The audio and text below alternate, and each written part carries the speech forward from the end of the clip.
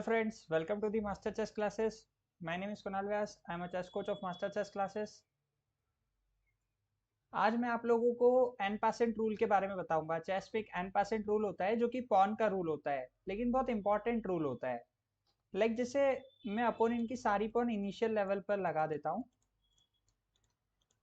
यहाँ पर, और वाइट की पॉन नाइट स्क्वायर डिस्टेंस पे है अपोनेंट की पॉन से। ठीक है, तो अब मैं यहाँ पर कुछ पॉन्स को रिमूव कर रहा हूँ जिससे आपको अच्छे से समझ में आ सके।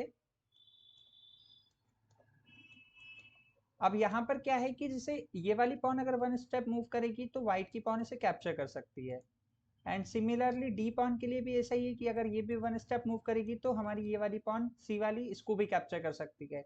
तो चेस में हमें एक ये रूल मिला है कि अगर अपोनेंट ने इसको टू स्क्वायर चल दिया तो हमारा ये स्पेस लेने का कोई मतलब ही नहीं आया। तो इसके लिए हमें चेस में रूल मिला है कि अगर कोई पॉन को अगर हम इस तरीके से इनिशियल लेवल से रोक रखा है हमने, और अगर उसने टू स्टेप मूव किया तो हम उसे यहाँ पर ही कैप्चर कर सकते हैं। तो उसके लिए हमें सिमिलर क्या करना है कि जैसे ये पॉन आई तो इसे उठा करके बाहर और ये वाली पॉन को उस स्क्वायर पर प्लेस कर देना है। तो ये हमारा एन परसेंट रूल होता है, लेकिन इसके कुछ रूल्स होते हैं। ये इमीडिएट अभी हाल ही हो सकता है, मतलब इसी मूव पे अगर हम ये करते हैं तो ये पॉसिबल है, तो ये लीगल है, नहीं तो ये इलीगल हो जाएगा।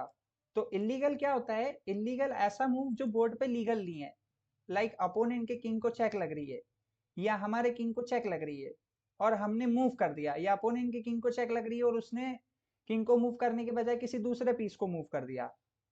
तो इस तरीके से जो मूव होती है उसको हम इलीगल मूव बोलते हैं। तो यहाँ पर एन पासिंग का रूल हमने समझ लिया। एन पासिंग का रूल इधर नहीं हो सकता, ठीक है, भले ऐसा हो नाइट स्क्वायर डिस्टेंस पे, क्योंकि ये हमारे पास चेस में रूल नहीं है। हम इनिशियल लेवल पे ही कर सकते हैं, व्हाइट से इस तरीके से, और ब्लैक से भी मैं करके दिखा देता हूँ आपको।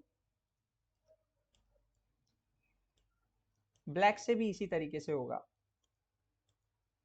कि अब ये वन स्टेप चलता है तो कैप्चर हो रहा है, तो दैट्स वाई अगर ये टू स्टेप भी चलेगा तो भी हम इसे कैप्चर कर लेंगे। और ये पॉन का रूल होता है। इसके बाद हम सीखने वाले हैं the relative value of pieces. The relative value of pieces क्या होता है? तो मतलब चेस में ना हर पीसेस को कब कौन सा स्ट्रॉन्गर है कौन सा वीकर है उसके लिए एक वैल्यू दी गई है, और उसको हम काउंट करते हैं पॉइंट्स में। तो हम शुरू करते हैं पॉन से। पॉन को वैल्यू दी है 1 पॉइंट, इक्विवेलेंट टू 1 पॉइंट, और हर पीस को जो वैल्यू मिली है वो किसी ना किसी पॉन के बराबर है। नाइट को मिली है 3 पॉइंट्स। ठीक है, 3 पॉइंट्स क्यों मिली है? नाइट को 3 पॉइंट्स इसलिए मिली है क्योंकि नाइट जो है 8 स्क्वायर कंट्रोल करता है इन अ सेंटर,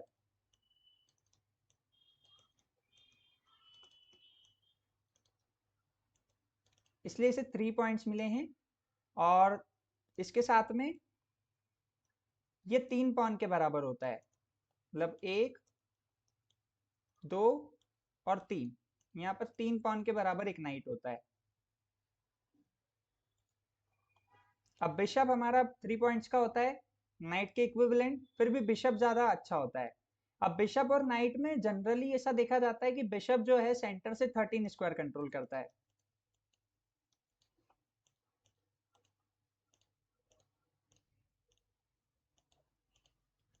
बिशप जो है 13 स्क्वायर कंट्रोल करता है सेंटर से, और नाइट 8 कर रहा था, मतलब 5 स्क्वायर का यहाँ पे नाइट को लॉस हुआ है। इस कारण जनरली बिशप थोड़ा सा अच्छा होता है नाइट से। लेकिन बिशप की एक वीकनेस होती है कि ये वन कलर में ही मूव कर सकता है, और नाइट के साथ में ये ऑब्स्ट्रक्शन नहीं होता है, नाइट पूरे 64 स्क्वायर को एक्सेस कर सकता है। तो दोनों के अपने अपनी जगह एडवांटेजेस होते हैं, है ना। और बिशप के भी 3 पॉइंट्स होते हैं, मतलब बिशप भी 3 पॉइंट के बराबर होता है। चलिए यहाँ पर अब हम आ जाते हैं रुक पे। तो रुक के साथ में एक एक्सेप्शन होता है, रुक सेंटर से भी 14 स्क्वायर कंट्रोल करता है और कॉर्नर से भी। दोनों रुक आप देख सकते हैं, ये वाला रुक भी और ये वाला रुक भी दोनों 14 स्क्वायर कंट्रोल कर रहे हैं। तो रुक हमारा 14 स्क्वायर कंट्रोल करता है। रुक के बाद में क्वीन हमारी 27 स्क्वायर कंट्रोल करती है इन सेंटर, और ये 8 डायरेक्शंस में फायर करती है, इसलिए ये मोस्ट पावरफुल पीस होती है। और क्वीन के पॉइंट्स होते हैं 9। अब रुक जो होता है हमारा वो 5 पॉइंट्स के इक्वल होता है, 5 पॉइंट्स। एंड क्वीन हमारी होती है 9 पॉइंट्स के बराबर। तो क्वीन 9 पॉइंट्स के बराबर, तो 9 पॉइंट तो चेस में होती नहीं है, तो उसके लिए हम क्या कर सकते हैं? 3 माइनर पीस ले सकते हैं, तो ये इक्विवेलेंट टू 1 क्वीन। या फिर हम ऐसा कर सकते हैं कि एक रुक, एक नाइट और एक पॉन, ये भी क्वीन के इक्विवेलेंट हो गया। अब किंग की कोई वैल्यू नहीं होती है, किंग इन्फिनाइट वैल्यू का होता है, क्योंकि किंग अगर किंग की चेकमेट हो गई तो गेम ओवर हो जाता है। इस वजह से किंग की कोई वैल्यू नहीं होती है, किंग प्रीशियस होता है, प्रीशियस वैल्यू का होता है। Thank you for watching this video.